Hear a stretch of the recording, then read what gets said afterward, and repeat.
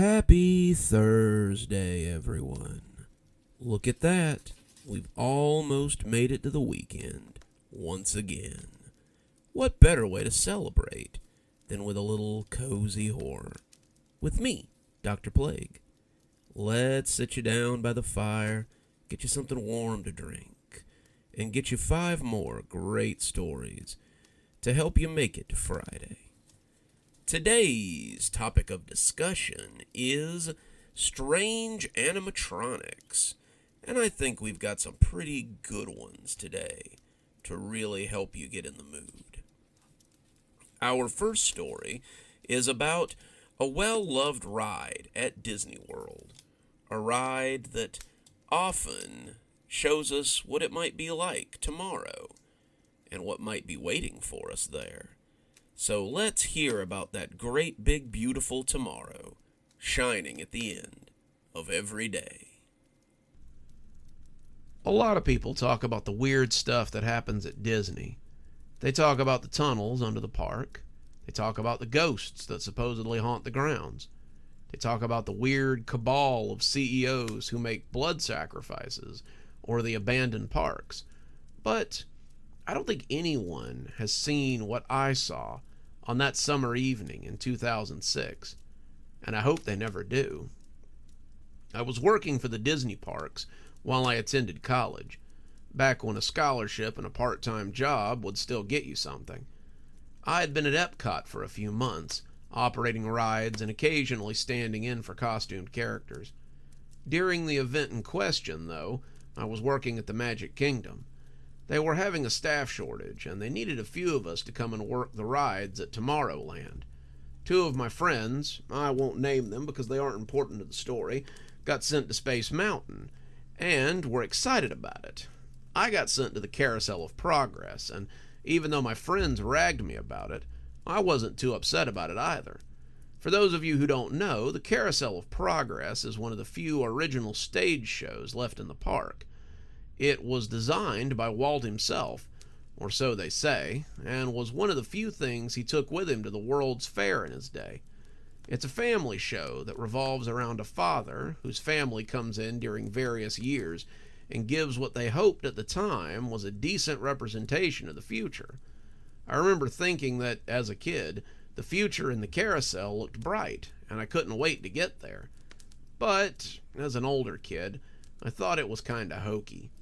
It was also air-conditioned and pretty easy to operate, so long as you didn't try to move between the stage pieces, which is a whole other piece of Disneyland horror. If you know, you know. So, I started at opening time, counting attendees and closing and opening doors, and it wasn't too bad. I stood in the air-conditioned little room, something that's a great wonder in the Florida heat, and basically just listened to the excited chatter all day from happy families and grumpy adults. The Carousel of Progress was a ride that attracted the tired and the hot usually, and once they got inside and out of the heat, they usually got into a much better mood. I was working a double that day, open to close so that I could get that coveted 3-day weekend to finish up a project, and as the clock ticked closer and closer to closing time, I put up the velvet rope and put out the sign that said the ride was closed. Now came my least favorite part of the job, cleanup time. Disney had an army of janitors and cleaners, but if an operator left their ride, especially a ride as simple as this one, dirty at the end of the day, they were likely to come back to a pink slip in their box, or maybe a boot in their ass. I was running the little brush broom to get all the old popcorn and wrappers up so I could run the vacuum before I went home, but I kept looking at the dad animatronic as he sat there in the darkness of the show stage. If you've never seen one of Disney's animatronic shows, then you might not understand how real they look sometimes. I mean, they don't look like people, but they kinda do, too. It's hard to explain. Most of the ones that are human animatronics, and Epcot has a ton of them, tip the uncanny valley just enough to make your brain question. Not to mention that the eyes are pretty expressive for marbles or whatever they use, and having them look at you is kind of unnerving. I kept glancing at the dad. I think his name was John in the show, and in the dim theater setting on the dark stage, it was downright creepy to have him scrutinizing me. "What the hell are you looking at?" I asked, half joking. "Why, at you, Paul," he answered back, and I thought I was going to have a heart attack right there. Paul isn't my name, but for the sake of the story, I'll call myself Paul. I was taken completely off guard, and as the lights came up and the soundtrack ran in that slow, woozy way it does when it's just getting warmed up, I felt like I'd slipped into a nightmare.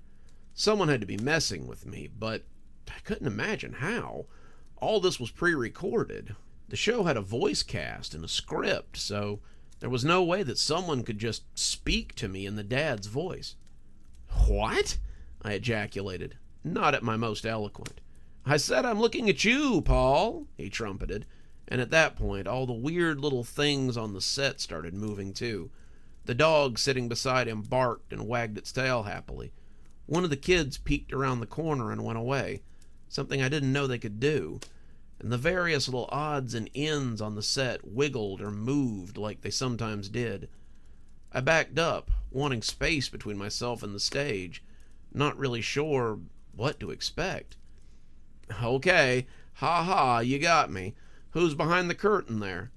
"Oh, it's no joke, Paul," the animatronic said, his eyes boring into me. "I just thought I'd show you that there's a great big beautiful tomorrow just ahead of you."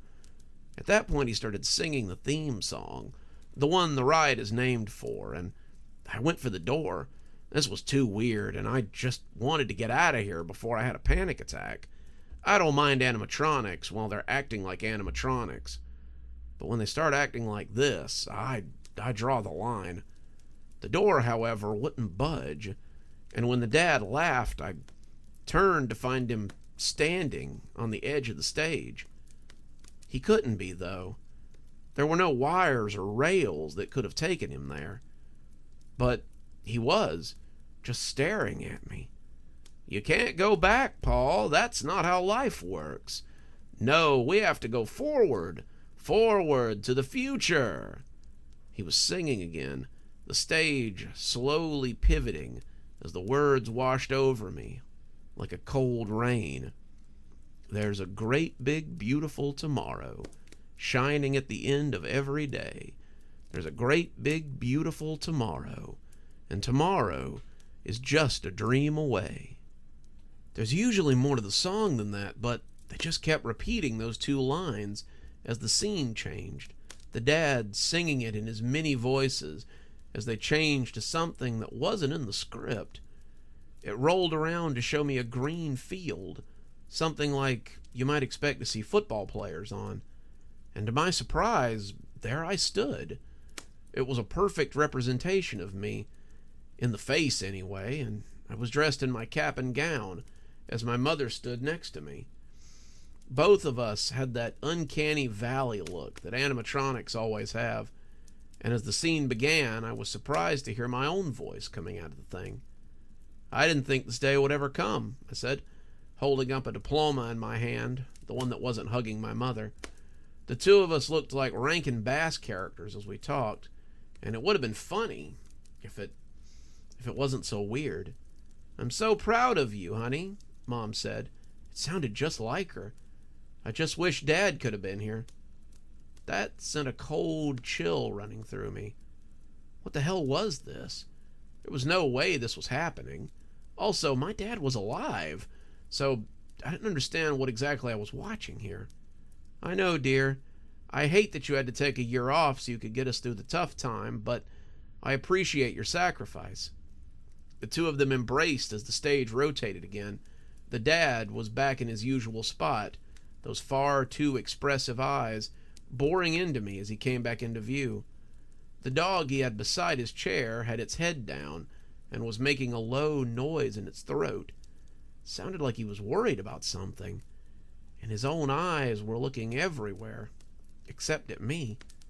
"Oh my, looks like a mixed bag in your future, but I suppose that's life.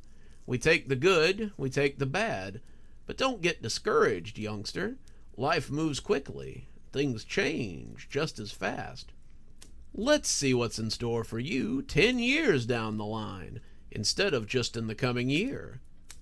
The stage began to rotate again, and as the dad sang his song, I could see the dark space beyond it swing around. It looked like the living room of an apartment that still hung in shadow. I didn't know what to expect, but as the stage rotated, my brain felt blasted as the song rolled over it. There's a great big beautiful tomorrow shining at the end of every day. There's a great big beautiful tomorrow, and tomorrow is just a dream away. The lights came up, and I was standing beside a table with a cup in my hand. I wasn't in my cap and gown anymore.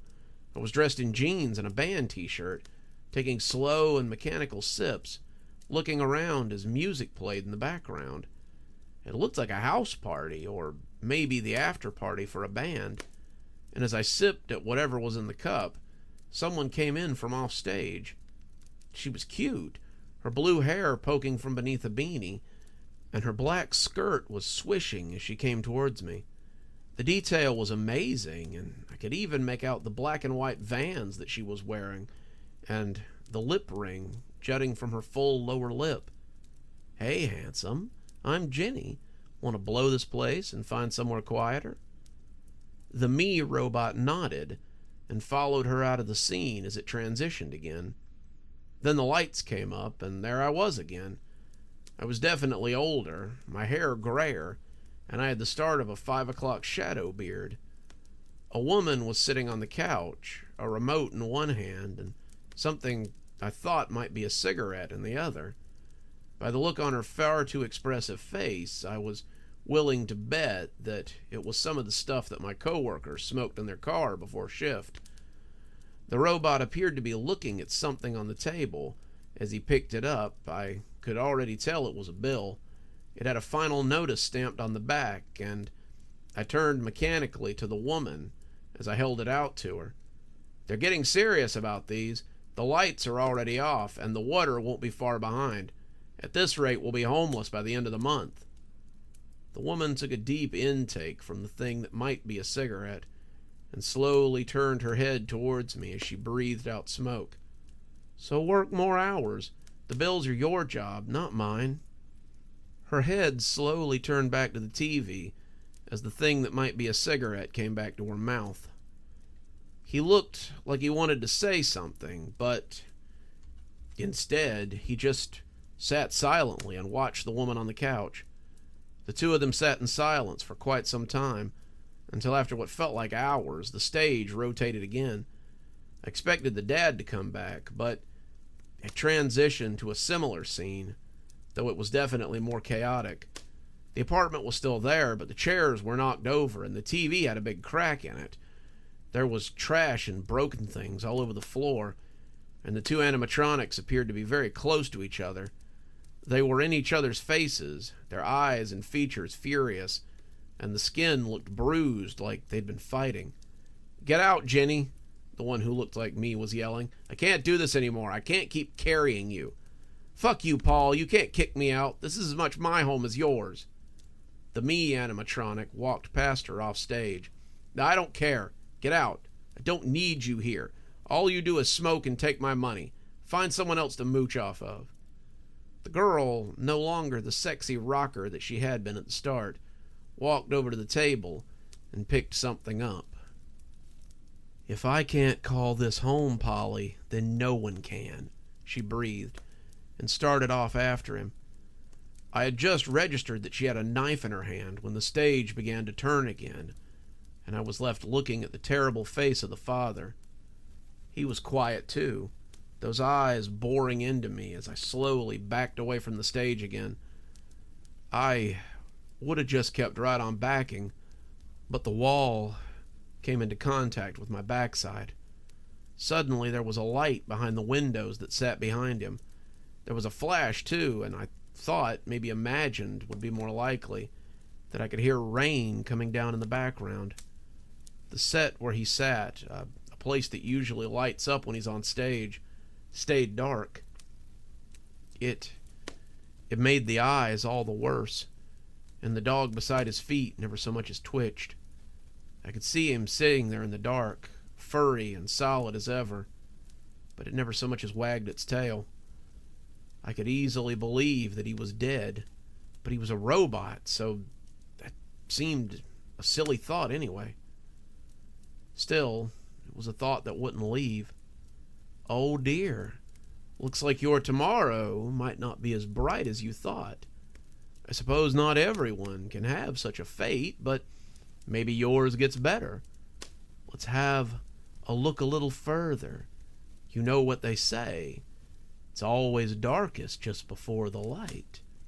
After all, he trumpeted, and as the stage turned, I could hear the song once again, but it sounded different. The tone was pitched down. The stage hitched a little as it rotated, and the song went on and on, the music slowing to a nearly carnival sound as the overhead lights flickered and the thunder crackled over the speakers. There's a great big beautiful tomorrow shining at the end of every day. There's a great big beautiful tomorrow, and tomorrow is just... It cut off as the dark stage stopped turning. It didn't light up this time. It just stayed dark. There were no animatronics, no sets, just pitch black darkness. All I could do was watch the stage, hoping for something, but nothing came. I don't know how long I sat there. I just kept waiting for the song to play again or the stage to move, but it didn't. When the lights suddenly came back on, I heard someone grumbling as they pushed the door open and came in. Damn kids, least they could do is clean up before skipping out. I swear to God, I'm gonna talk... It was the night janitor, and he stopped grousing when he saw me, shaking with my knees against my chest. Jesus, you scared the hell out of me, kid. You okay? You look like you've seen a ghost. I didn't answer.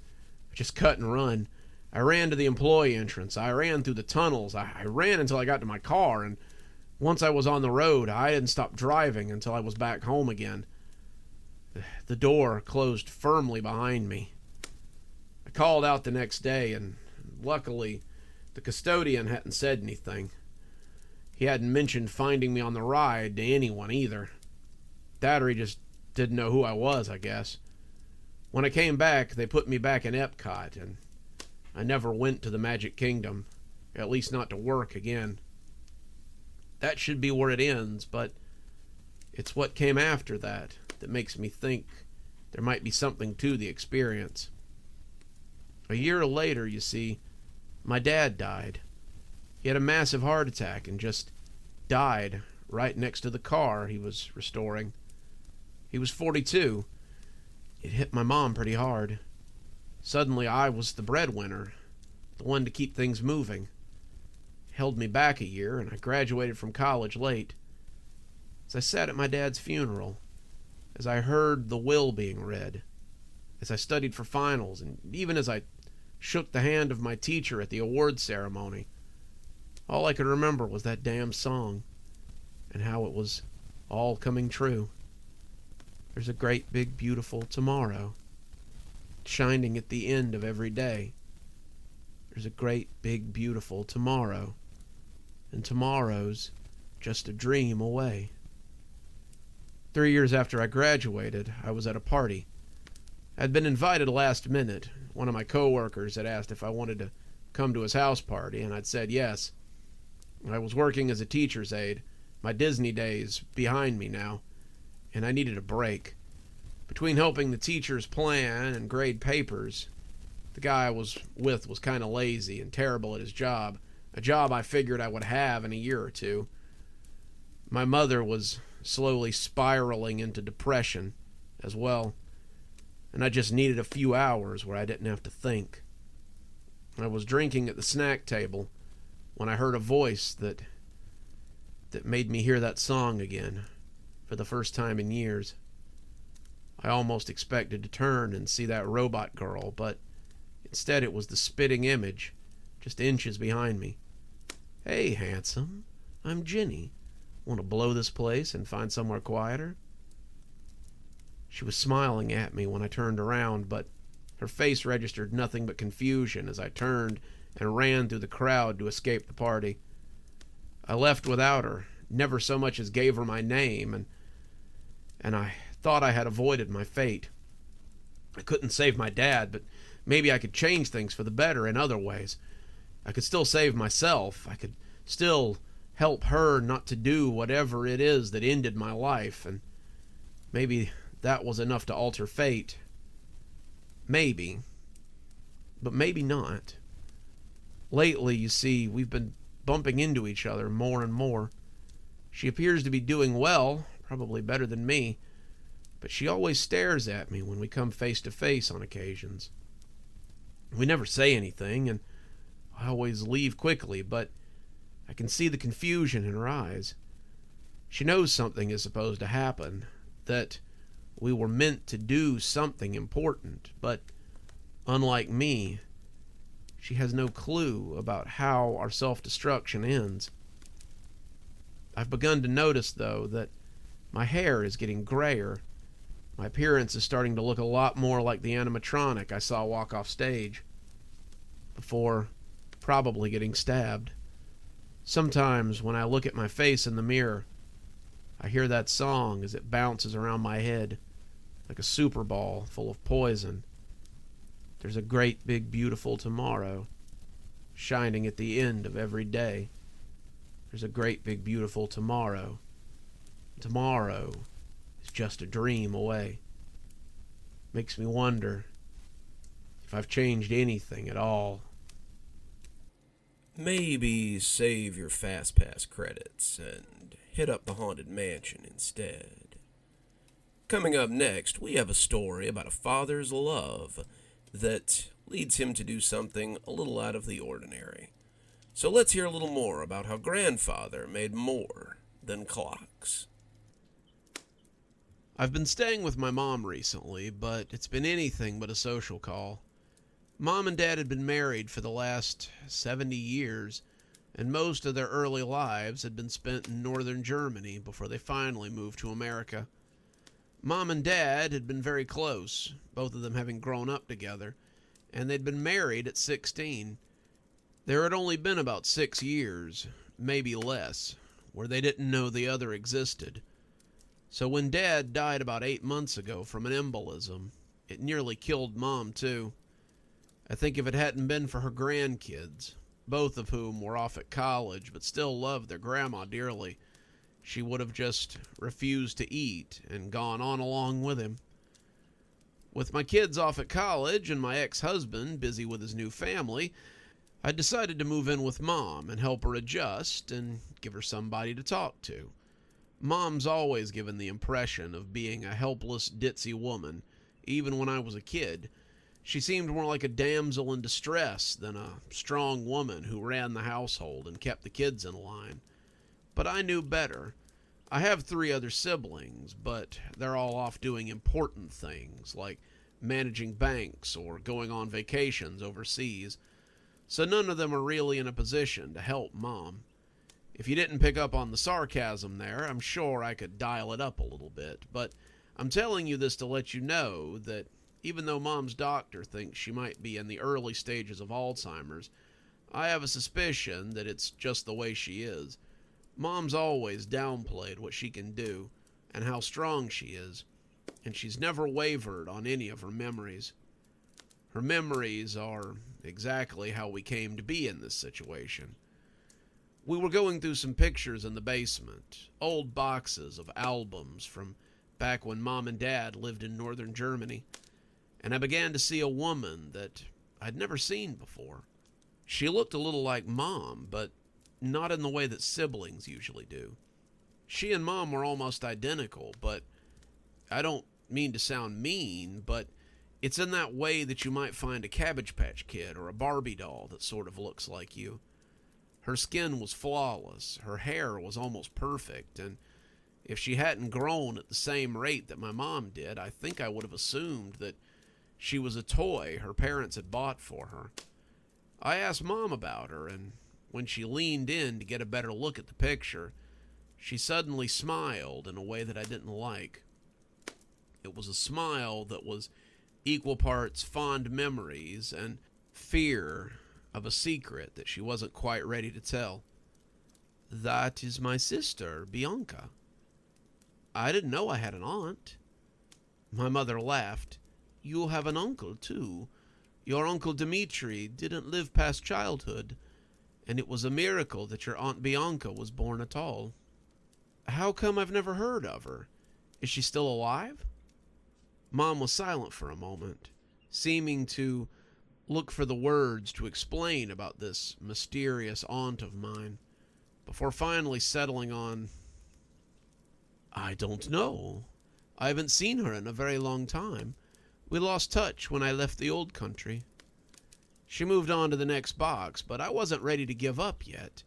It's always weird when you discover that you have relatives that you've never even heard of. Mom never talked about Dimitri or Bianca, and I always assumed that she was an only child. I figured that's why she had the four of us, my siblings and I. Perhaps she didn't want us to be lonely the way that she had been as a child, so she'd made us little friends who would never be far away from one another. Mom seemed hesitant to talk about her childhood in the old country, but I guess I finally worried her down because when she set the box aside and turned to look at me, I could tell she was a little bit out of sorts. "Are you sure you want to know? It is something I haven't shared with anyone in a long time, and the stories from the old country are not always nice." I told her I did. Who wouldn't want to learn about family secrets? She passed me a box, telling me that we could work while we talked, and as we sorted through the things that we would give to Goodwill or put into the attic eventually, my mother began her story from many, many years ago. "We grew up in a little village in North Germany. This was 1963 or 64, I forget, and we were still rebuilding after the atrocities of the war. The war had been decades ago, but there was still a lot going on.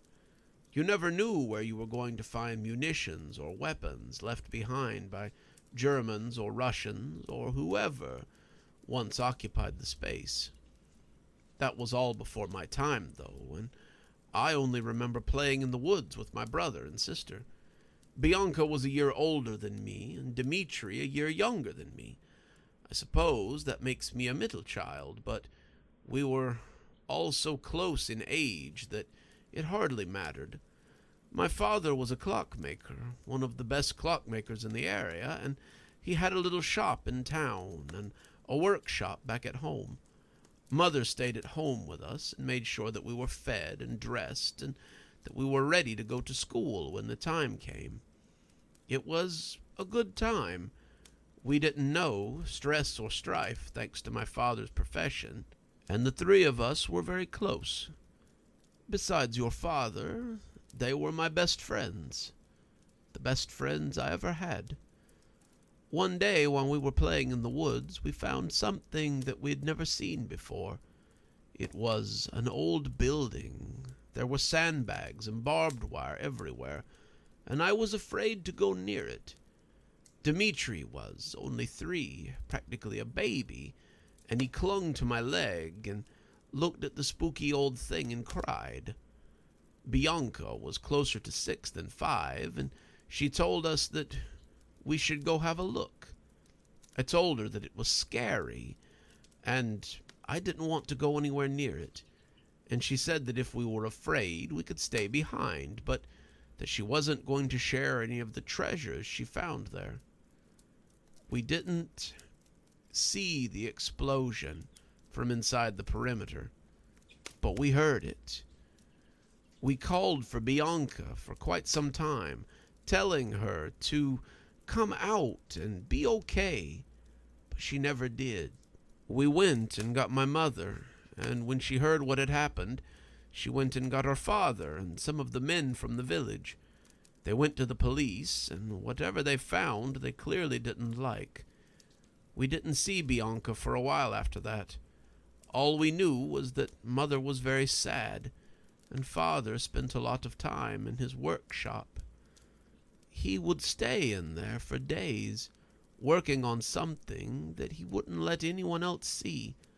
You could hear him in there tinkering deep into the night, and I heard Mother ask him several times what they were going to do with Bianca. I was a child. I assumed she had been hurt and she needed medical attention. I didn't understand why they wouldn't let us see her, let us speak with her, but when Mother asked, Father told her to be quiet and let him work. Father had never been an unhappy man. He had his moments where he could be cross, but he was always very jovial and gregarious. He liked to laugh, he liked to hug, and the new man who had replaced him was sullen and often short. It took 6 months before my father approached anything like his normal self again. In those 6 months, I saw him go through many changes. Sometimes he was short and sullen. Sometimes he was glowering and quiet. Other times he was agitated and quick to anger.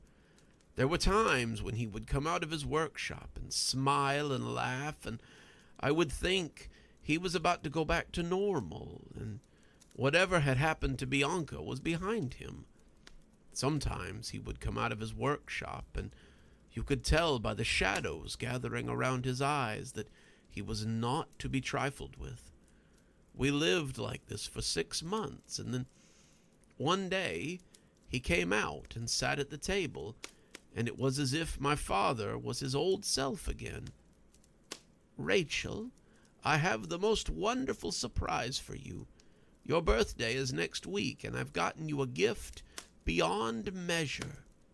I asked him what it was, begged him to tell me, but he said it was a secret, and I would have to wait. Mother smiled at him, but it was a smile full of questions. Father wouldn't tell anyone. He told all of us that we would have to wait and see what he had done. It was the longest week of my life, because Father always made me wonderful things for my birthday. He was a clockmaker, but he was also something of a tinkerer as well.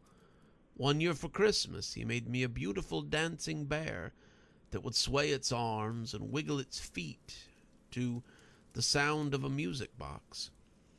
Another year, he made me a music box with a ballerina that spun around to music. He had made me horses that neighed and soldiers that saluted, but this was beyond anything he had ever done.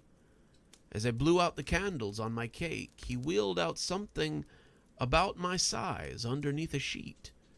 My mother looked astonished, continuing to look at him as if to ask what he had done. Not, what was this thing? Her eyes told me she was asking what it was he had done. He pulled the sheet off like a magician doing a trick, and there she was. It was Bianca, just as she had been the last time I saw her. And when she opened her eyes and took a few slow steps forward, I felt my heart beat normally for the first time in half a year. She had been recovering. She'd been getting better, and now she was back, and we could be a family again. Dmitri looked astonished as well, but it wasn't the same kind of surprise. Dmitri was younger than I, but he didn't seem to understand what he was seeing. Perhaps he was just as shocked as I was, but he looked at Bianca as if he expected her to grow fangs and turn into a monster.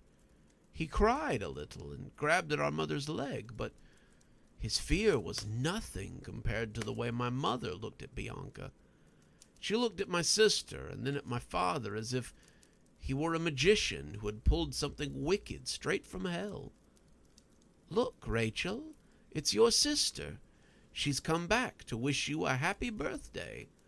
I had told you all that she was only resting, that she would get better, and here she is." I was enchanted. I had missed Bianca fiercely, and I moved forward to hug her before my father could stop me. I pulled back as my arms gripped her, and something didn't feel right. There was none of the usual warmth that I usually received from her. She felt hard and pokey, and I had moved away before my father could put a hand between us. "Be gentle, Rachel. Your sister has been through a lot, and she may not be fully better yet. Give her some time to recover, and I assure you she will be just as she was." I looked at Bianca then and noticed something else that I should have seen right away. Her eyes were still blue, but they did not move like normal eyes should. They scanned this way and that, moving about as if they were the animals in one of my father's cuckoo clocks. They didn't blink either, and when she spoke, it sounded oddly metallic. "I have missed you all. I am so glad to be better again." We had Bianca for 12 wonderful years after her accident. Bianca moved about the house as if she had never seen it before. She moved like an old woman with glass in her joints. Father told us it was because of the accident and that she might be more like herself one day, but we had to be patient. My sister did not run and play like she used to. She sat a lot, she read a lot, and sometimes I would see her just standing in a room as she tried to make sense of whatever it was that she saw. She was different, but I was glad to have her back. Dimitri was not so pleased. I do not know if it was that he didn't trust her, or if it was that she was so strange that he couldn't trust her, but he began to watch Bianca religiously. When he was younger, he had the scared eyes of a child who's trying to avoid a monster. But as he grew up, he began to look like a hunter who was figuring out how to stalk a strange and dangerous beast. Mother was the same way. She didn't like to be in the same room as Bianca. I don't know if it was fear or just that it made her sad to see her daughter that way. But she would find excuses to be elsewhere if Bianca was in a place. She burned dinner several times because Bianca was in the kitchen. I saw her wet herself once because Bianca had been in the bathroom for nearly 2 hours doing something.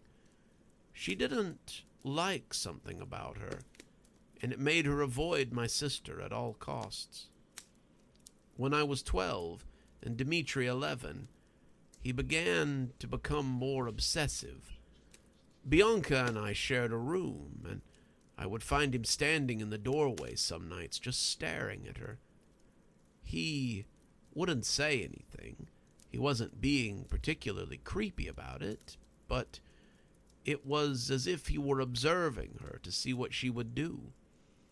She was an insect or an interesting flower that he wanted to understand, and the longer it went on, the more I began to look at her as well.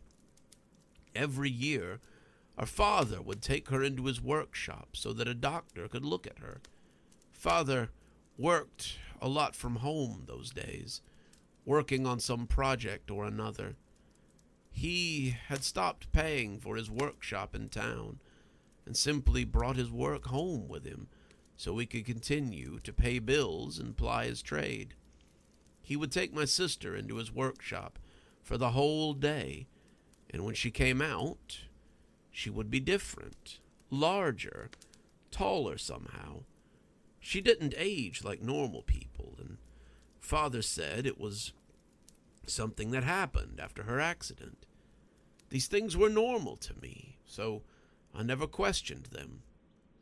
Looking back, the signs that something had happened to my sister were obvious.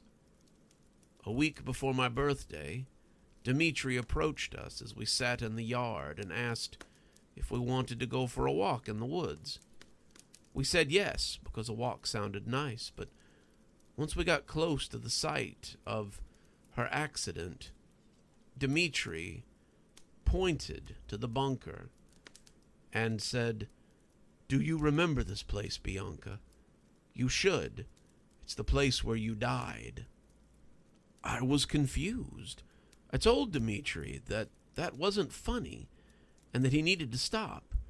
This was probably something that Bianca didn't want to relive, but he just kept right on. "They've been lying to us.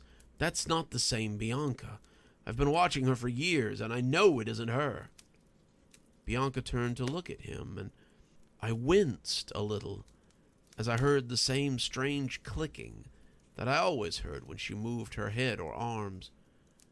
It was the kind of clicking you heard sometimes when she was lying in bed and pretending to sleep. I say pretending because she never actually slept. You could see her eyes were open, her mouth moving silently, and she never snored or breathed at all. It was strange, but I'd always assumed it was another part of her recovery after the accident, even though it had been nearly 7 years. If it's not Bianca, then what is it? It looks like Bianca, it sounds like Bianca, and it seems to have all her memories. If it isn't her, then who is it? "I don't know," said Dimitri, "but I intend to find out, now that we're away from the home." He grabbed her and tried to throw her to the ground. Dimitri was 2 years younger than Bianca, but he'd gotten quite large since he'd turned 11.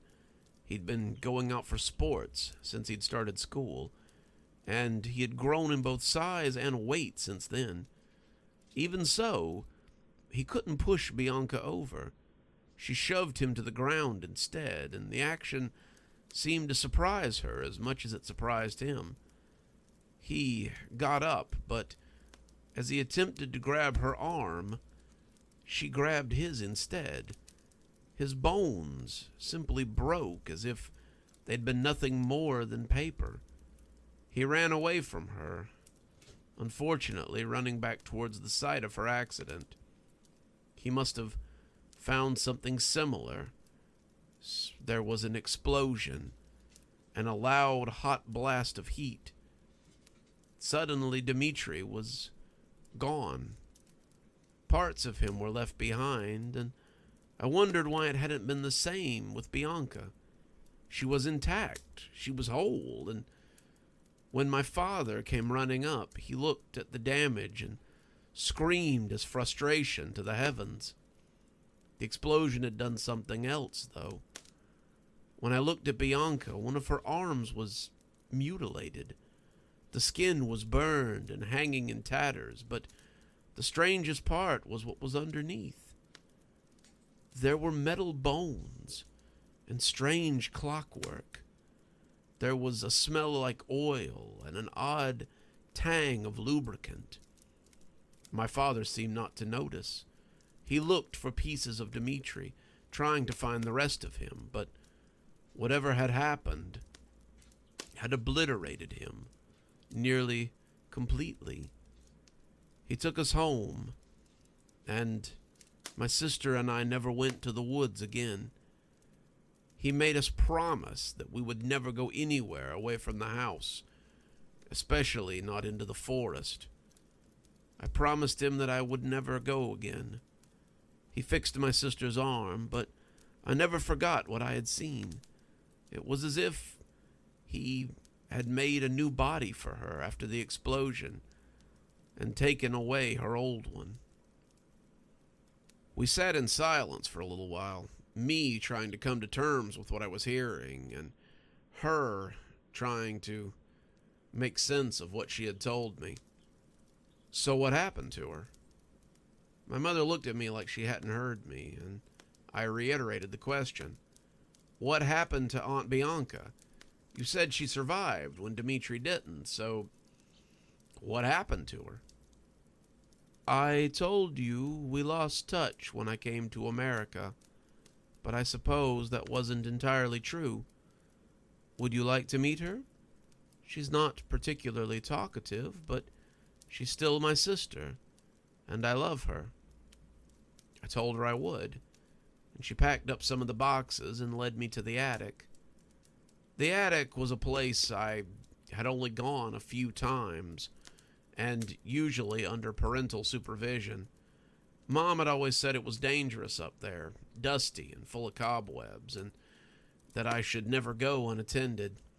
I had never really had any reason to go up there, so it was usually just to collect Christmas decorations or to get something for one of my parents. We dropped off our boxes, and Mom led me slowly to a back corner of the attic. She moved some things aside, being careful as she did, and suddenly I saw her there. She was leaned against the wall as if she were an exceptional bit of taxidermy, but it was clearly her.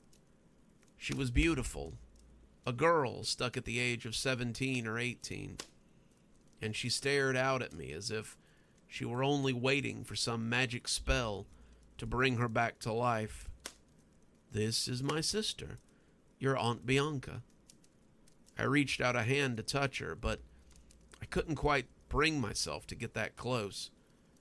There was something off about her, something uncanny, and I almost imagined that if I were to touch her, she would reach out and grab my hand like something out of a horror movie. "What happened to her?" "Your grandfather was a very talented man, but arthritis steals something from all of us.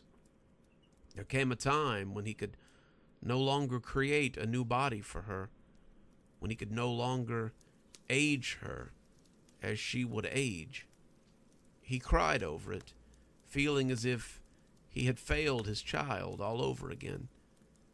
He kept her in his attic for quite some time, and then one day after he died, your grandmother sent her to me. They thought she was a doll when she got to the mail room, and they shipped her straight to my door without problems. I wasn't sure what to do with her. Without my father to make parts for her and craft her a new body, there was no way that I could fix her. I don't know how he put her memories, her soul, into this automaton, but she's delicately crafted from springs and gears and wires. It's as if he took everything that had made him famous and brought him wealth and put it into bringing his daughter back to life. I think that's why he was so distraught when he realized he couldn't do the same for Dimitri. Dimitri was gone, and there was nothing to use to give him the same treatment that he had given my sister. Dimitri was lost forever, but Bianca was still here. She's always here, and she always will be. Whatever my father did to make her move and give her life is lost. Everyone I speak to tells me that what I'm talking about is impossible, and that there's no way that such a thing can exist. Perhaps they're right, but you see differently, don't you? My sister is here before you, just as real as she always was. But I can do nothing for her. When I die, I suppose you will be the one to keep the secret. I've thought a lot about my aunt, frozen there in the attic. I don't know what I'll do when the time comes for me to inherit the secret my mother has left behind, but I hope I'll have a while to contemplate it. A truly tragic tale of how far love can take us sometimes. Coming up next, we have a story about a man and his obsession with beating his rival. A rival that has stood generations and may stand for millennia. So let's hear a story about the great Gizmo.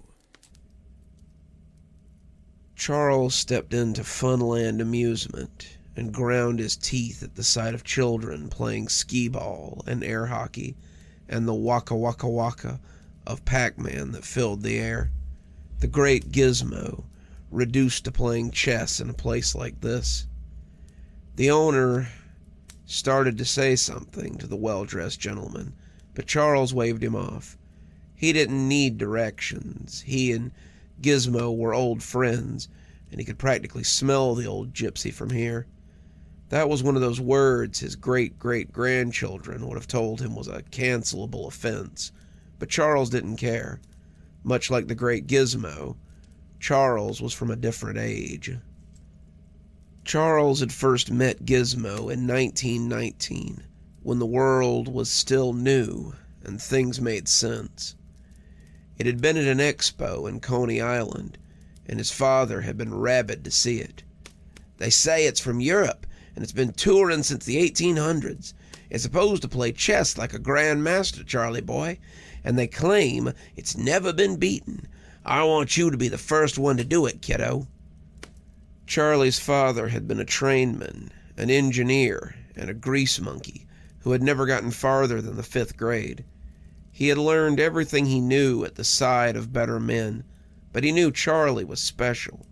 Charles was 9 and already doing high school math, and not just reading Shakespeare, but understanding what he meant, doing numbers good enough to get a job at the broker's house if he wanted it. His father wouldn't hear of it, though. No genius son of his was going to run numbers for bingo boys, not when he could get an education and get away from this cesspool.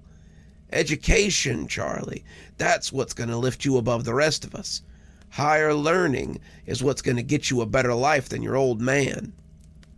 One thing his dad did love, though, was chess.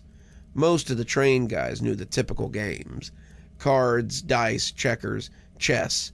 But Charlie's dad had loved the game best of all. He was no grand master, barely above a novice, but he had taught Charles everything he knew about it from a very young age. Charles had absorbed it like a sponge.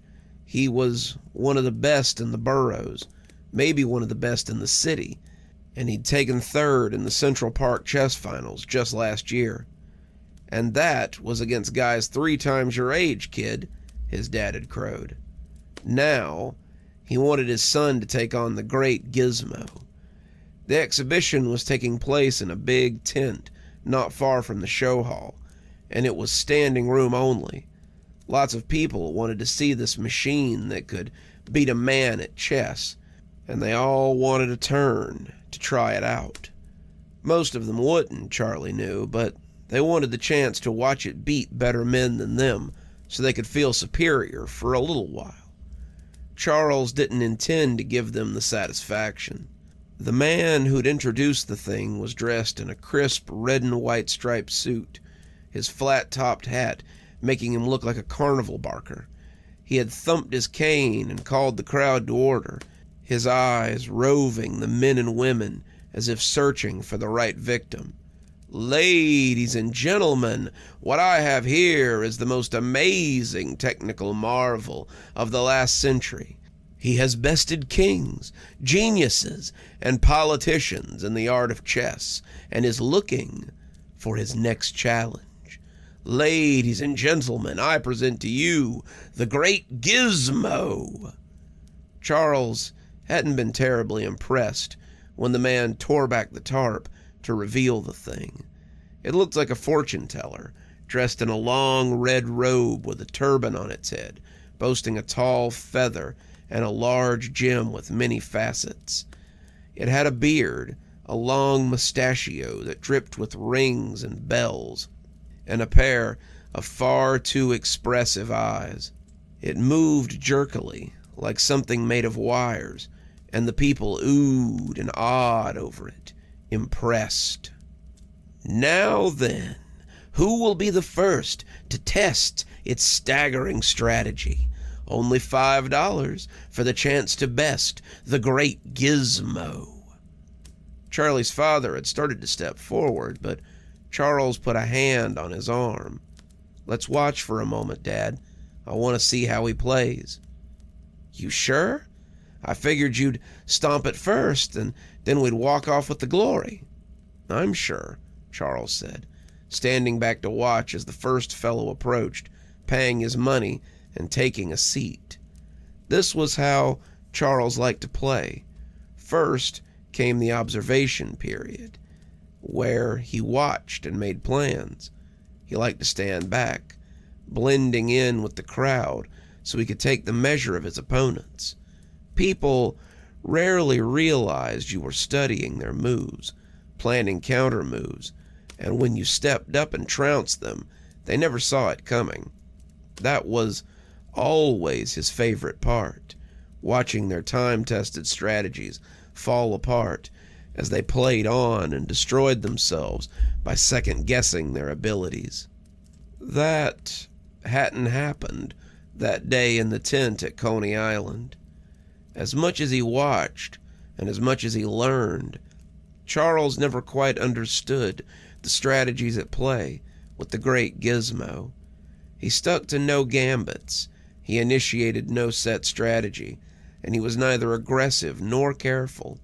He answered their moves with the best counter move available every time, and he never failed to thwart them. After 5 others had been embarrassed, to the general amusement of the crowd, Charles decided it was his turn. "A kid?" the barker asked. "Mister, I'll take your money, but I hate to steal from a man." His father had puffed up at that. "Charlie's a chess prodigy. He'll whip your metal man." And so Charles took his seat, setting eye to glass eye with the thing, and the game began. Charles would play a lot of chess in his lifetime, but he would never play a game quite that one-sided again. The great Gizmo thwarted him at every move, countered his counters, ran circles around him, and by the end, Charles wasn't sure he had put up any sort of fight at all. He had a middling collection of pieces, barely anything, and Gizmo had everything. "Checkmate," the thing had rasped, its voice full of secret humor, and Charles had nodded before walking away in defeat. "No sweat, Charlie boy," his father had assured him. "Damn creepy thing's a cheat anyway. That's what it is, just a cheatin' bit of nothing." Charles hadn't said anything, but he had made a vow to beat the pile of wires next time the chance arose. Charles saw the great Gizmo sitting in the back of the arcade, forgotten and unused. He didn't know how much the owner had paid for it, but he doubted it was making it back. The great Gizmo was a relic. No one came to the arcade to play chess anymore.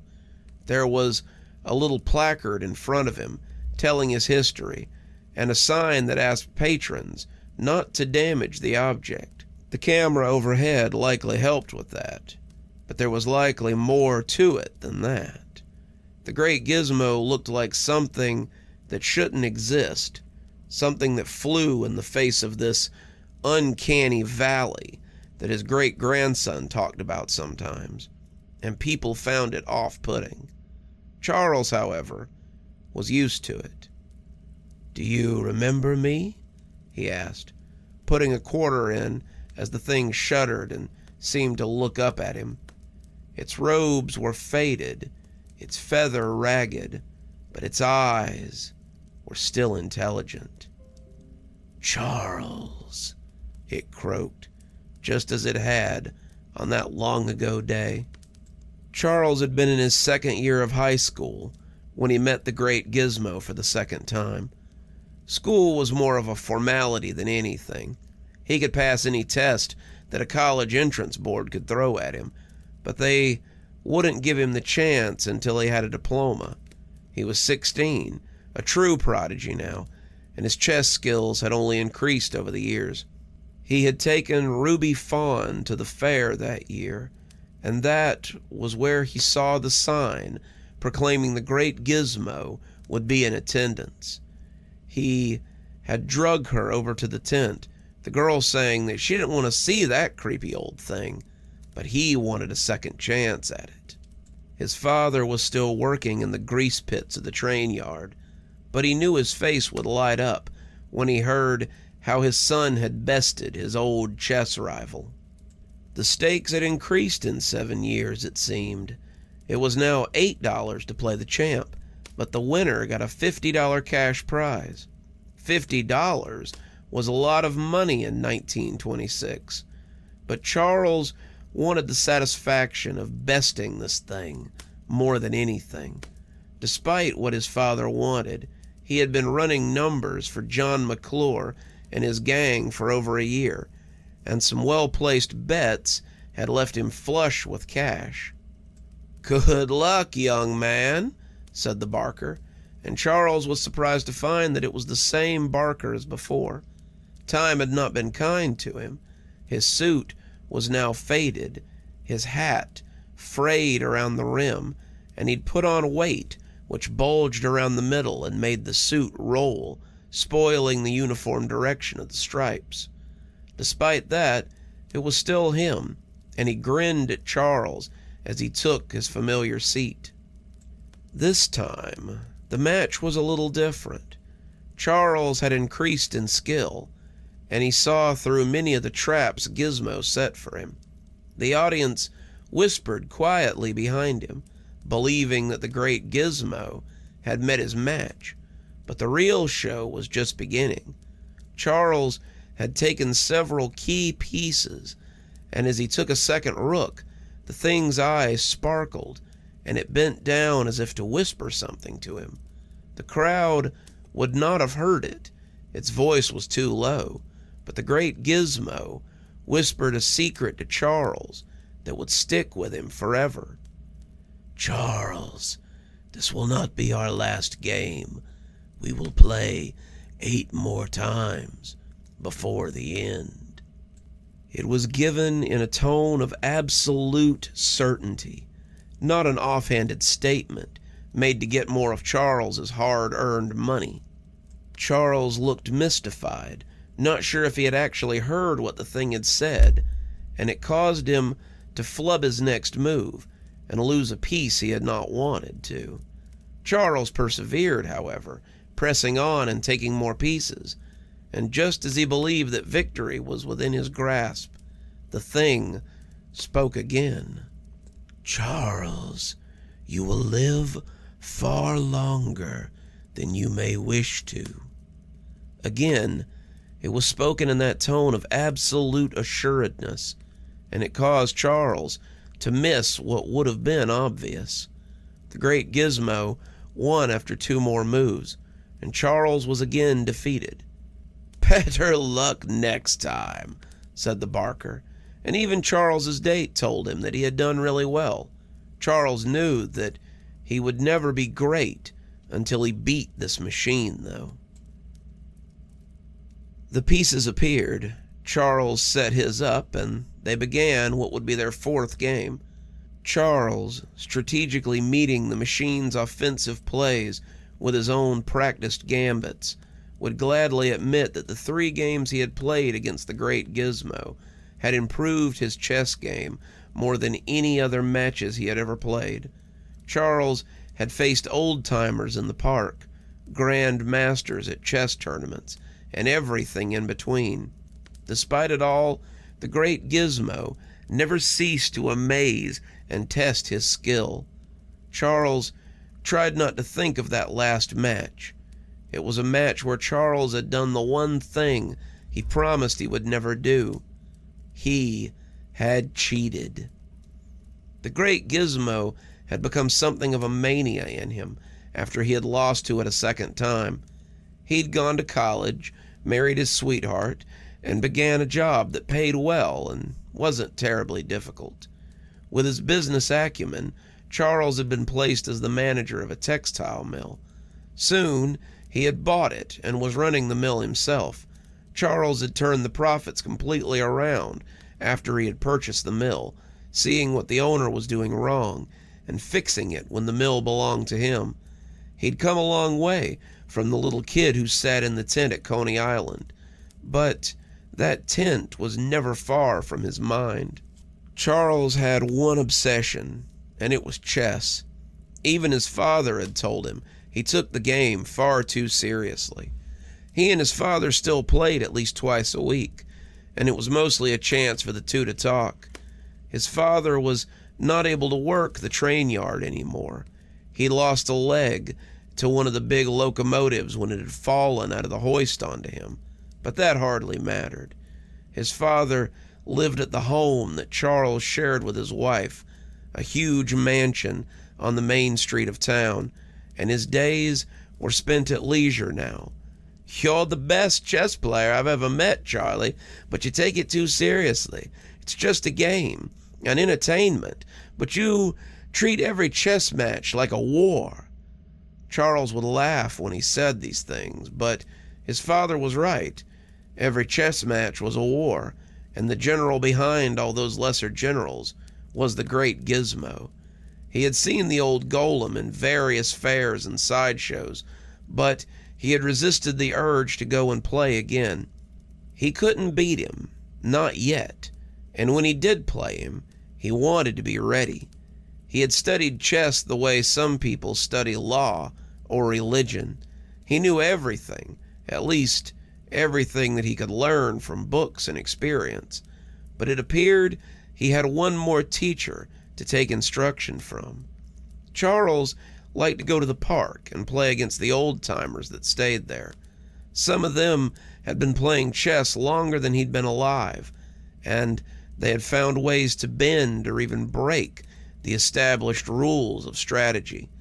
On the day in question, he was playing against a young black man. He called himself Kenny, and when he had taken Charles's rook, something strange happened. The rook was gone, but so had his knight that had been beside it. Charles knew the knight had been there, but when he looked across the board, he saw that it was sitting beside the rook on Kenny's side. He still won the match. Charles was at a point where he could win with nearly any 4 pieces on the board, but when they played again, he reached out and caught Kenny by the wrist as he went to take his castle off the board. In his hand was a pawn as well, and Kenny grinned like it was all a big joke. Charles wasn't mad, though. On the contrary. The move had been so quick, so smooth, that he hadn't even seen it the first time. He wondered if it would work for a creature that did not possess sight. It might be just the edge that he was looking for. "Hey, man, we ain't playing for money or nothing. There's no need to get upset over it." "Show me," Charles asked, and Kenny was more than happy to oblige. Kenny showed him the move, telling him the piece he palmed always had to be on the right of the piece that you would take. If it's on the left, they focus on that piece. If it's on the right, though, then the piece is practically hidden by the one you just put down. You can't hesitate. It's got to be a smooth move. But if you're quick enough, and you're sure enough, it's damn near undetectable. Charles practiced the move for hours, even using it against his own father, something he felt guilty about. He could do it without hesitation, without being noticed, and he was proud of his progress, despite the trickery. He was practicing it for 2 years before he got the chance to take on the great Gizmo again. By then, Charles was a master of not just chess, but of that little sleight of hand. He hadn't dared use it at any of the chess tournaments. The refs were just too vigilant, as were the players. But in casual games, as well as at the park, he had become undetectable by any but the most observant. He was good enough to do it without hesitation, and when he opened his paper and saw a squib that the great Gizmo would be at Coney Island that weekend, right before going overseas for a 10-year tour, he knew this would be his chance. There was no fee to play against it this time. The barker was still there, but he looked a little less jolly these days. He was an old, fat man who had grown sour and less jovial. He looked interested in being gone from here, in getting to where he would be paid more for the show. He told Charles to take a spot in line, and as the players took their turns, many of them people Charles had bested already, they were quickly turned away with a defeat at the hands of the golem. The great Gizmo looked downright dapper as he sat there. seeing that the man had gotten him a new robe and a feather for his journey. The eyes still sparkled knowingly, however, and Charles settled himself so as not to be thrown by any declaration of future knowledge this time. The pieces came out, and the game began. Charles did well at first. He was cutting a path through the great Gizmo's defenses, and the thing again told him they would play 8 more times before the end. That was a constant, it seemed, but after that, the match turned ugly. The great Gizmo recaptured some of his pieces and set them to burning. Charles was hurting, but still doing well. He took a few more, received his next expected bit of prophecy, and then the play became barbaric. The great Gizmo was playing very aggressively, and Charles had to maneuver himself to stay one step ahead of the thing. He became desperate, trying to get the old golem into position, and when he saw the move, he took it. He had palmed a knight and a pawn when something unexpected happened. The great Gizmo grabbed his hand, just as he had grabbed Kenny's, and it leaned down until its eyes were inches from his. It breathed out, its breath full of terrible smoke and awful prophecy, and Charles began to choke. The smoke filled his mouth, taking his breath, and he blacked out as he fell sideways. The thing let go of him as he fell, but his last image of the great Gizmo was of its 2 expressive eyes watching him with disappointment. He'd been found wanting again, and Charles wondered before passing out if there would be a 4th time. Charles woke up 3 days later in the hospital, his wife rejoicing that God had brought him back to them. By then, the great Gizmo was on a boat to England, out of his reach. The year after that, World War II would erupt, and Charles had feared that he would never get another match with this creature. The match began as it always did. Charles put aside the great Gizmo's gambits, one at a time. He played brilliantly, thwarting the golem's best defenses, and then it came time to attack. He cut the great Gizmo to shreds, his line all a tatter, and when he told him that they would play 8 games before the end, Charles knew he was advancing well. He had lost barely any pieces of his own, and as the thing began to set its later plans in order, he almost laughed. This was proving to be too easy. The great Gizmo and the Barker had been in Poland when it fell to the Blitzkrieg, and the great Gizmo had dropped off the face of the earth for a while. Charles had actually enlisted after Pearl Harbor, but not for any sense of patriotism. He had a mania growing in him, and it had been growing for years. He knew where the thing had last been, and he meant that he would find the Barker and his mysterious machine. The Army was glad to have him, and his time in college made it easy to become an officer after basic training. They offered him a desk job, something in shipping, but he turned them down. If he wanted to find the great Gizmo, he would have to go to war. He had fought at Normandy and Paris and 100 other skirmishes, and that was where he discovered something astounding. Despite the danger that Charles put himself in, he didn't die. Charles was never more than slightly wounded, a scratch or a bruise, but sustained no lasting damage. He wondered how this could be, but then he remembered the words of the great Gizmo. "You will live far longer than you may wish to." He returned home after the war, but the old construct never returned to America. It took a while for his contacts to get back on their feet, but eventually what he got were rumors and hearsay. He heard that Hitler had taken the thing, adding it to his collection of objects he believed to be supernatural. He heard it had been destroyed in a bombing run over Paris. He heard one of MacArthur's generals had taken it as a spoil of war, and many other unbelievable things. After the war, it was supposed to have been taken to Jordan, then to Egypt, to Russia, to South Africa, and finally back to Europe. But he never could substantiate these things. And all the while, Charles grew older, less sturdy, but he never died.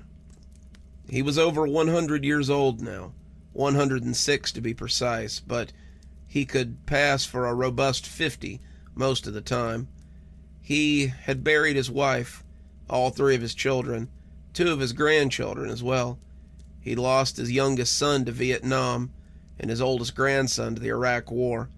He was trying to keep his great-grandson from enlisting. They all seemed to want to follow in his footsteps, but they couldn't grasp that he had not done this for his country. Checkmate, he spat viciously as he conquered his old rival. He had gone to war not for his wife or the baby in her arms or even for the one holding her hand. He had gone to war for this metal monstrosity and the evil prophecy that it held.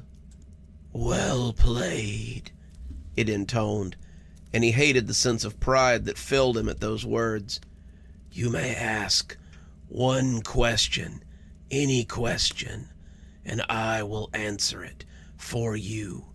You have defeated the great Gizmo, and now the secrets of the universe are open to you." Some men would have taken this chance to learn the nature of time, the identity of God, maybe even the night's lotto numbers, but there was only one question that interested Charles. "How much longer will I live?" The great Gizmo sat back a little, seeming to contemplate the question. "You will live for as long as there is a great Gizmo. Our lives are connected by fate, and we shall exist together until we do not." Charles thought about that for a long time, though he supposed he had known all along what the answer would be. The man behind the counter looked startled when the old man approached him and asked to buy the great Gizmo. "That old thing?" he asked, not quite believing it. "It's an antique, buddy. I picked it up in Maine, hoping it would draw in some extra customers, but it never did. Thing creeps people out." "It creeps me out, too, if I'm being honest. I guess I'd sell it to you for $1,500. That's what I paid for it, and I'd like to get at least what I paid back for the damn thing." Charles brought out a money clip and peeled $2,000 bills from it. He handed them to the man, saying he would have men here to collect it within the hour. "Hey, pal, you paid me too much. I only wanted—" "The rest is a bonus for finding something I've searched for my whole life." He called the men he had hired to move the thing and stayed there until they had it secured on the truck. Charles had a spot at the house for it, a room of other treasures that he had found while looking for the old golem. The walls were fire retardant, the floor was concrete, the ceiling was perfectly set to never fall or shift. Charles had been keeping a spot for the great Gizmo for years, and now he would keep him and himself for as long as forever would last. Or at least, he reflected, for 4 more chess matches. Wasn't that what the great Gizmo had promised him, after all? Maybe he should have challenged him to something else instead. Perhaps maybe checkers or a spelling bee. Coming up next, we have a man who finds a strange metal construct out in the middle of the desert. But its goals seem to be a little beyond his understanding. So let's hear about the Metal Man of Courtney, Arizona. I'm a cop in Nevada, for a tiny town of less than 1,000. Courtney, Nevada doesn't actually have a police force. The mayor is usually whoever's soberest at election time, and it's made up of retirees and people trying not to be noticed. It lies between Austin and Eureka, and the whole town is managed by a single officer. Me. I live in Eureka, but 3 months out of the year, I stay in the dingy little Palmer Inn and operate the emergency phone system. It routes to my cell phone, and when I'm not out on a call, I can be found in my room, watching TV. The Palmer actually gets really good satellite TV. You probably think it sounds like a post from hell, but the crime rate in Courtney is next to nothing. I've been doing this on and off for about 3 years, and I think I've only had to reach for my gun twice in that time. We do 3 months on and then swap with another officer for 3 months, but sometimes I'll just do 6 months in a row. Courtney is as peaceful as a town full of oldsters and whatever else can be. After tonight, however, I'm not sure I can look at the place the same way again. I'm trying to write up paperwork now, but I'm just not sure what to say. There's no way they'll believe the truth, but I swear it's what happened. I'm getting ahead of myself, though. I'm hoping that if I write it out here, then it might be easier to explain to my supervisor. I was sitting out on the town line with my radar gun at about 10:30 at night, when the quiet town suddenly got less quiet. So the only thing really to do in Courtney to justify me being there is to catch speeders on Highway 50. The speed zone changes from 65 to 35 in the course of a mile, and the number of drivers that seem to think they can just blow through the little town doing 60 is way too damn high. I had a rig of my own invention that held the speed gun up to the window, and as good a hiding place as I could behind an old billboard, leaving me basically unseen and my hands free to watch whatever on my phone. I had foregone the adventures of Luffy and the crew in favor of a new horror podcast, and I was getting comfy when something hit the ground hard enough to rock my cruiser in its frame. My phone fell into the floorboard about a second before the speed gun came down to hit me on the head, and I came out of my car rubbing my scalp and cussing like a sailor. I got out and looked across the street, seeing heat shimmers as something cooled in the desert nearby. The oldsters who lived here had told me that meteors were sometimes seen falling out into the desert, but this one had damn near taken my cover out. I had never seen a meteor up close, not unless you count the ones at the museum that my school had drugged the class to when I was a kid, and I was interested in getting a good look. It would be kinda cool to see something that had been cruising through space until a few minutes ago, and I made my way across the road and towards the crater. I was still in the road when, to my surprise, I heard the sound of metal grating against itself. I could see the top of something dark as it rose from the lip of the crater, and the top was still glowing from its entry through the atmosphere. The hole wasn't terribly deep, but this would have still been taller than me by a foot. Would have been a shame if one of those aforementioned speeders had come blowing through while not paying attention, 'cause I would have been roadkill. I was about 60 feet from it, but it looked like one of those NASA spacesuits, except made out of silver. When it moved, it was the herky-jerky kind of steps of a sci-fi robot. You know, the ones you might see in a 50s movie. It slipped in the sand a little, but managed to find its footing as it made its slow way out of the crater. If it noticed me, it gave no sign, and when it came to the top of the hole, it turned and started making its way for town. I hadn't noticed before it got on solid ground, probably because the sand was running down to quench it, but when it stepped, its footsteps left little fires behind. It made it easier to follow, and as I went back to the cruiser to get my radio, I realized I had no one to call right about the time I keyed up the mic. I was here by myself. I was the law in Courtney, and it was up to me to do something about this.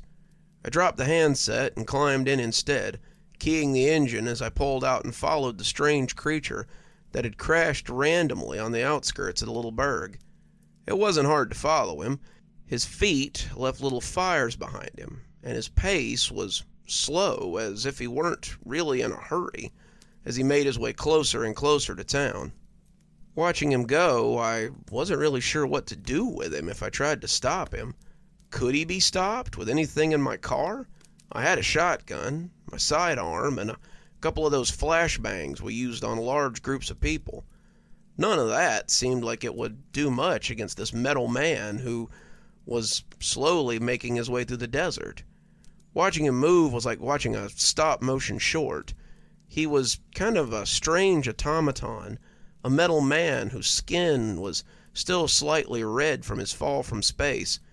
Instead of pulsing and burning, as his steps had, he seemed to shimmer like a heat reflection.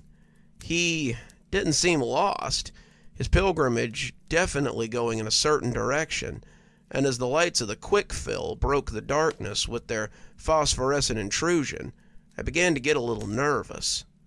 The quick fill was a 24/7 gas station that boasted 12 gas pumps and a huge underground holding tank. God only knew what would happen if this thing set fires that went down to the reserve tank. I whipped into the parking lot as I popped the trunk and grabbed my shotgun. It had buckshot in it, a higher caliber than the 9mm slug in my Glock, and when I hefted it, it felt like I had 4 shells ready and waiting. There was a box of 12 in the trunk, and I put them in my jacket pocket before chambering around and taking the safety off. I didn't know what this thing was capable of, but I knew I couldn't let it menace my town. "You, all right, Sheriff?" came a shaky voice from the door of the quick fill, and it startled me enough to almost make me drop my shotgun. Clyde Haggerty, the 19-year-old kid who ran the register at the quick fill after 10:30 p.m., looked pretty scared. He had probably watched me come screeching in, pop the trunk, and go digging for my shotgun, wondering what the hell was going on. In his mind, it was probably robbers or dopers, but he had no clue what was coming out of the desert for him. I didn't want him to see this thing suddenly vaporize me with a death ray or something, and when I turned towards him, he jumped back a little as the barrel of my shotgun flagged him. "Go get yourself somewhere safe, Clyde. Something's heading your way, and I don't want you to get mixed up with it."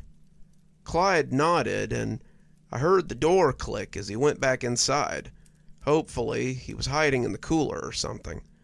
I turned back to find the creature lumbering closer, its distance now about 50 feet from me. The shotgun wouldn't do much at that range, but that would give me enough time to follow protocol and give it a warning before opening fire. "Stop! I'm an officer of the Eureka Police Department, and I'm ordering you to halt and state your intent." The creature didn't even pause, just kept its course as it made for the gas station. "Stop! This is your final order to stop, or I will open fire." It was well within range now, the fires burning behind it, making it hard to miss, and when I squeezed the trigger, the gun bucked as the shot slammed into it. The metal man never slowed in his pursuit, and as I loaded another round, it was now about 20 feet from me. "Stop!" I yelled, squeezing the trigger and pumping a new shell into the barrel as the old one thundered forth. A third shot let fly a second later, but if the creature was even registering them, it never showed it. It kept coming as I fed new shells into the gun, and as I slid the fourth into the receiver, I felt a sudden and excruciating heat. It was like standing too close to a bonfire, and as I stumbled away from the thing, I looked up to find that it was within 10 feet of me. It appeared that it was still very hot, and its skin radiated an intense heat that the sand had done nothing to quench. I yelped again as my fingers blistered, and I realized the gun was soaking up as much heat as I was. I tossed it down, and not a moment too soon either. The bullets in the weapon began to erupt, sending the shotgun flying apart. As I turned away and covered my face just in time, I caught some shrapnel in the arm and a little in the back, but I was spared the worst of it. As it lumbered past, I tossed the shells out too, lobbing them as far as I could manage before they went off as well. Even so, I was reminded of a time as a kid when I'd reached for something underneath the radiator while it was still on. Even though I'd been careful not to touch it with my face or hands, I could still feel that heat coming off of it as I stretched for a toy that I had lost under there. It was like that now, except this thing was a walking radiator. It went right past me and towards the gas station, its course unerring. As it came around the side, I remembered another weapon at my disposal and ran back to the trunk of the cruiser. I had a fire extinguisher in there, one of the big ones that I'd needed to put out a trash fire once, and as the creature came around to the front of the store, I pulled the pin and sprayed it with a stream of foam. It coated the thing, hissing as it hit its superheated skin and sliding off like the cheese on those copper pans that are always showing on TV. It was impossible to tell if it was doing anything, but as I played it out, I heard a hellish sound coming from the front of the store. The thing had reached out and melted the glass on the double doors, walking through the hole as it went right into the quick fill. There wasn't much I could do but follow him. I didn't know where Clyde was, but I hoped that he was safe. The store looked empty as I followed at a relatively safe distance, and the front counter was vacant. It appeared that Clyde had taken me seriously, and as the creature stumbled into the little shop, I found myself spraying at fires left in its passing. He went by the chips, the candy, the snack cakes, all of them curling a little as the heat kissed them. He was making his slow way towards the drink cooler, and he seemed to be looking for something in particular. As he stood looking in, the floor bowed and sagged beneath his otherworldly warmth. I was worried that he would go right through the floor at this rate. When he reached out, slowly and deliberately, his hand melted its way into the cooler, and the puff of angry, cold air that came out was almost comical. It hissed against the creature's skin as it reached in for something, and when it came out with a bottle of Dr. Pepper, the container was already starting to warp. It tilted it towards its head, spilling the dark liquid all over itself, before reaching for another one. By the third bottle, they had stopped crumpling quite so quickly, and by the seventh it was clear that it was tossing the liquid into whatever served as its mouth. It ran through the whole row of them before starting on the Diet Dr. Peppers, and as it finished the row too, I noticed its skin was less translucent than before. Some of the heat shimmer had left it, some of the blazing warmth had dissipated. It was cooling down, and as it dropped the mostly intact bottles to the ground, it released a very human sigh of relief. Then it fell to pieces on the floor of the quick fill, its body reduced to scrap. And that was the end of my encounter. I'm still not sure what to make of all this. The creature landed on Earth, tromped through the desert, destroyed my shotgun, wrecked up the quick fill, and then drank until he turned into scrap metal. Dr. Pepper, to be exact, but who's counting? I don't know if my supervisors will accept this or not, but I do have something they can use as proof, besides the crater on the outskirts of town. Every step that he took through the desert left behind a perfect little footprint of pure glass, and the glass has a tread in it. I've saved a few of them, just in case, and Clyde has provided a witness statement as well. Apparently he was hiding in the cooler when the creature came in, and saw it drink all the Dr. Pepper before collapsing. Hopefully, that'll be enough to convince my supervisors I'm not crazy.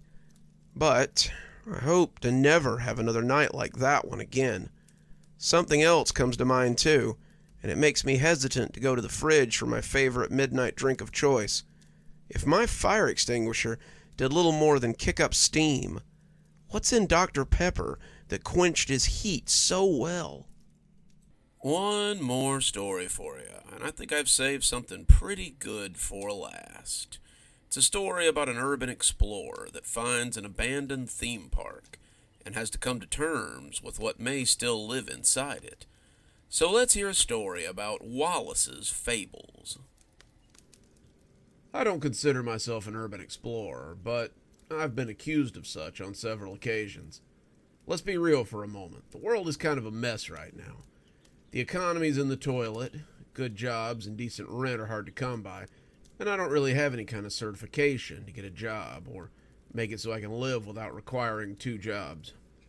What I do isn't fun or for entertainment. It's mostly for survival. Oh hell, I guess I promised that I was going to be real. I love hiking and living outdoors and just being in nature. Doesn't matter what season it is, it doesn't matter what the weather is. I like being out in the world. I've always been that way, ever since I was a little kid, and it's a habit that's persisted well into adulthood. I could have endlessly hiked the Appalachian Trail or done a walking tour of most any of the national parks, but I usually just find myself wandering aimlessly through the woods. I had a working knowledge of what I could and couldn't eat in the woods, so it was mostly safe for me to wander. I sometimes traded the things I found out in the woods as well. so I had a little bit of money in my pocket from time to time, and life was usually good. So as I wandered through the woods one morning, not going anywhere in particular, I paused as I started seeing signs for something called Wallace's Fables.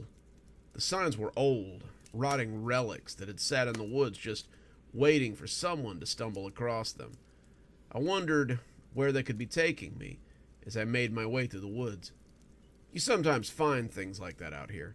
Old signage that tells you about something that doesn't exist or existed back in the 40s or 50s.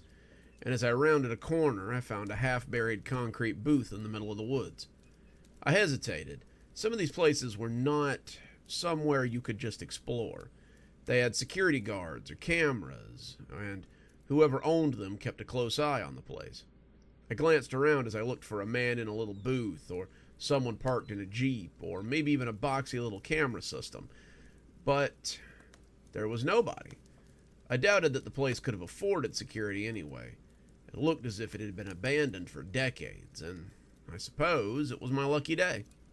I walked past the entryway and into what was left of the park. I could see the ghost of a chain-link fence and other small buildings that lay in various states of disrepair. The whole place had been reclaimed by the woods, and it was a hulking relic with only the trees to visit it. Wallace's Fables wasn't very big. There were a couple of buildings that had probably served as a souvenir shop, a platform that had once held a scrambler or a bullet-type ride, and an old carousel with some rotten-looking horses. I snapped a couple of pictures with my Kodak, mostly because it just looked so creepy. They'd taken the scrambler, but I suppose the carousel had been a little too much to bring out of the woods with them. It had once been beautiful, the top still featuring a few of the characters that had probably once been inside the theme park, and it looked more like stained glass than anything.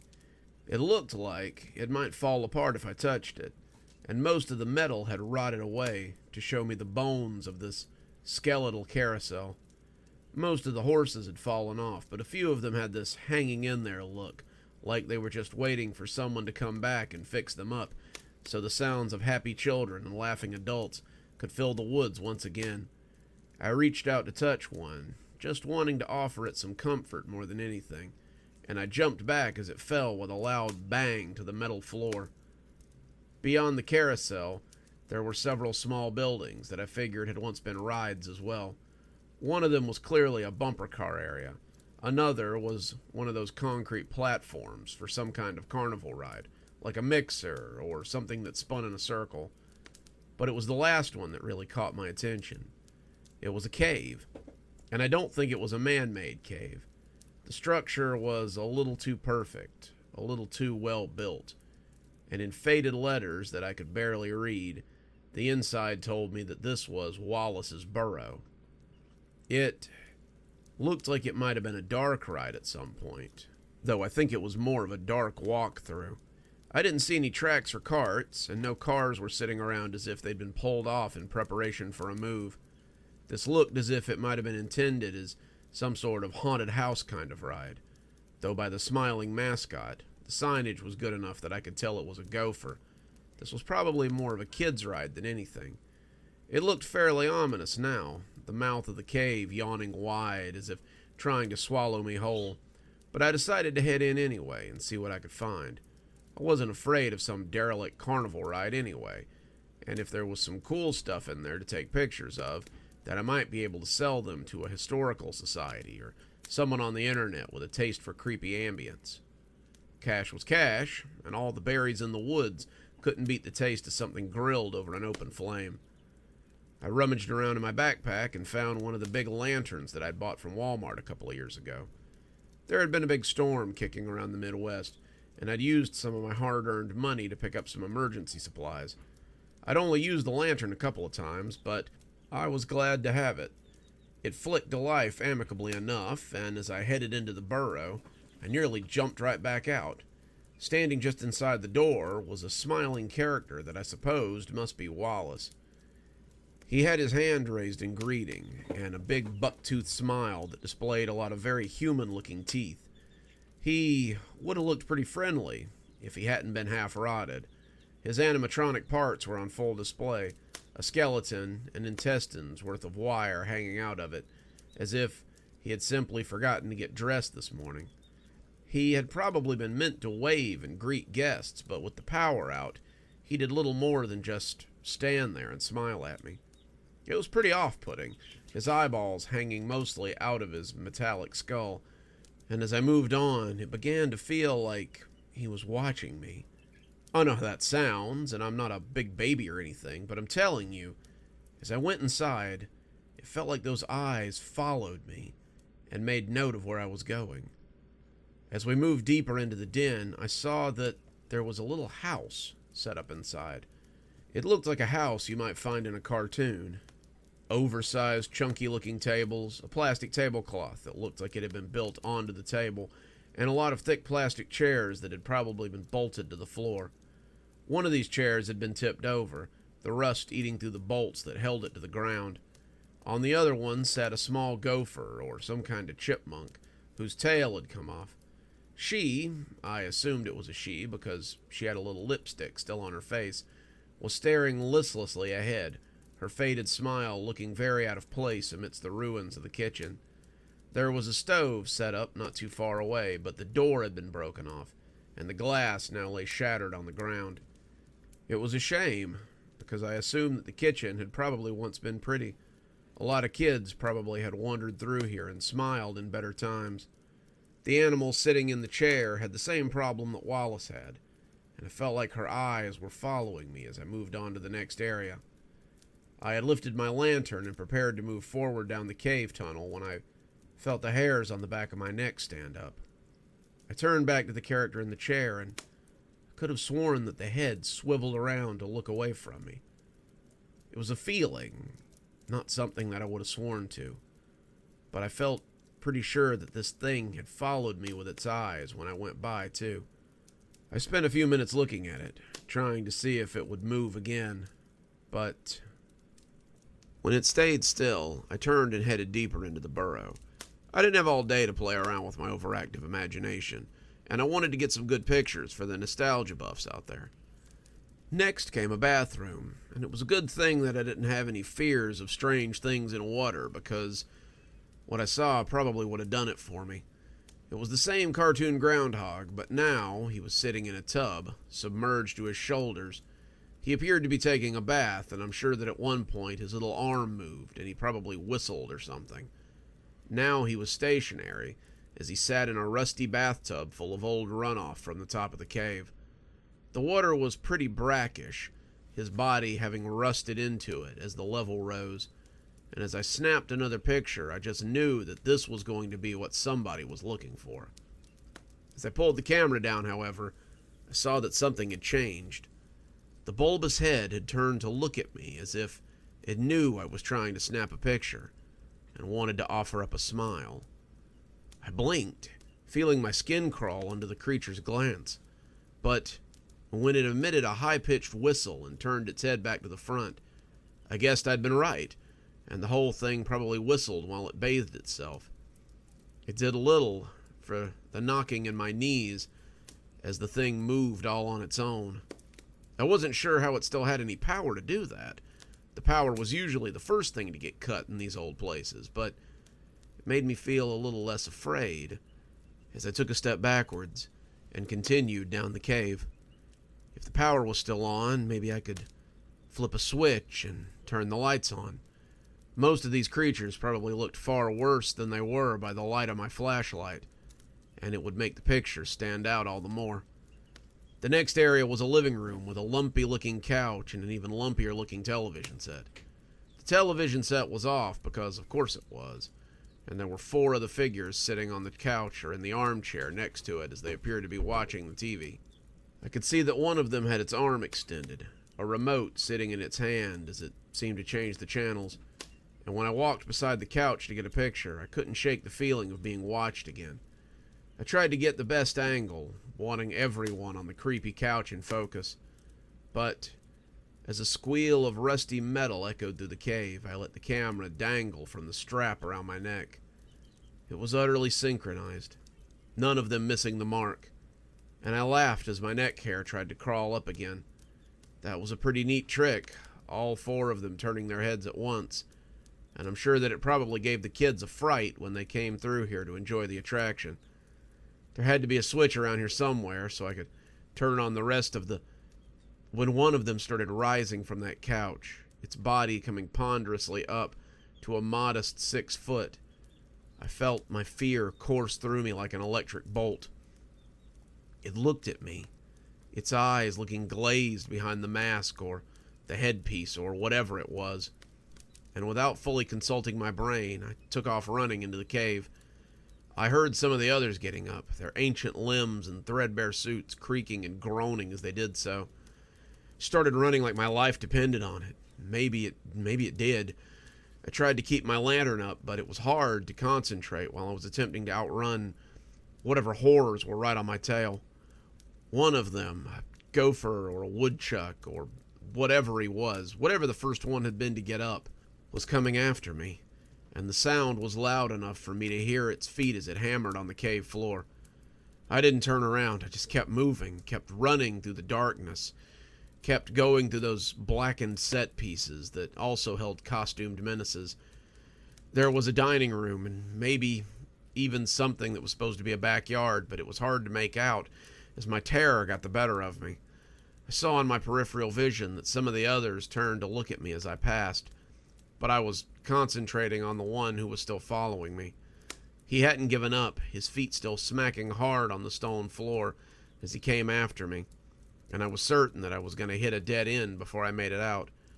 I'd run smack into a wall while I wasn't paying attention, and then the creatures would get me. What it intended to do with me once it had me was anybody's guess, but I didn't want to find out. I started noticing a light up ahead, and I doubled my efforts as it got bigger and bigger on the horizon. If I was lucky, it was the exit to the ride, and not just a window or a half-open emergency door that was frozen shut with age and rust. I suddenly wanted to be out of here very badly, and when the mouth of the attraction opened up, I saw another of the stationary figures with its hand raised to tell me goodbye, and I knew I was almost home free. When its hand shot out and attempted to grab me, I pulled back in a shuddering wave that probably saved me. The motion took me out of its grasp, and I made for the light as I kept running. I kept running until the park was behind me. I kept running until there were no buildings or signs of attractions. I kept running until my foot snagged on a length of chain link fence that had been buried in the ground, and I went sprawling in a heap. I rolled for about 5 feet, kicking up leaves as I put up my hands over my head protectively. I just knew that I was going to get got now. They would be on me before I could get up, and then there would be no hope for me. When nothing grabbed me, I looked up and saw that I was still alive. The sounds of the woods had returned, and I pumped my fist in the air as I realized I'd escaped. It wasn't until I heard a twig snap and looked up to see the half-rotten groundhog about 30 feet away from me that I knew that I wasn't safe just yet. I took off again, and listening to that thing chase me through the woods was almost worse than the cave. I kept expecting it to pop out in front of me, horror movie style, but as it got farther and farther behind me, I felt less and less sure that I was going to be suddenly grabbed by the hands of a moth-eaten gopher. It wasn't until I stumbled out onto the highway that I felt a little bit secure again. I hooked a ride and managed to make it into the next town, where I used a little bit of my money to get a bite at a local diner.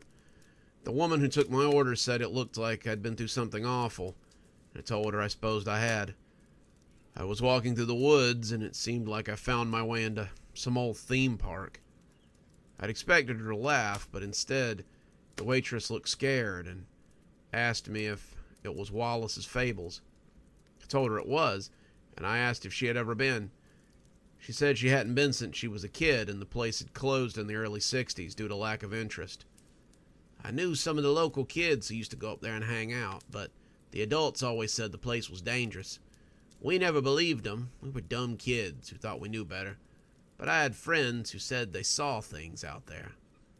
I asked her what sort of things. She seemed to hesitate before she answered, "They said some of the characters moved on their own. the people who owned it just left everything out there. Everything they couldn't sell, at least. And we figured some homeless people found it and probably got into the old mascot suits or something. That's the best we can figure. But nobody goes looking for it anymore. The place is weird. It's not a place anybody ought to go. I've still got the camera with the pictures on it, but I'm not sure I'll ever get them developed. I think Wallace's Fables is a place that's better left undiscovered. Whatever's living in that cave is more than welcome to it, because that's the last time I'll be interrupting their TV time. And just like that, our stories are at an end for another day. But don't worry, we'll be back again very soon with more cozy horror. Till then, this is Dr. Plague wishing you a wonderful day and a spooky evening.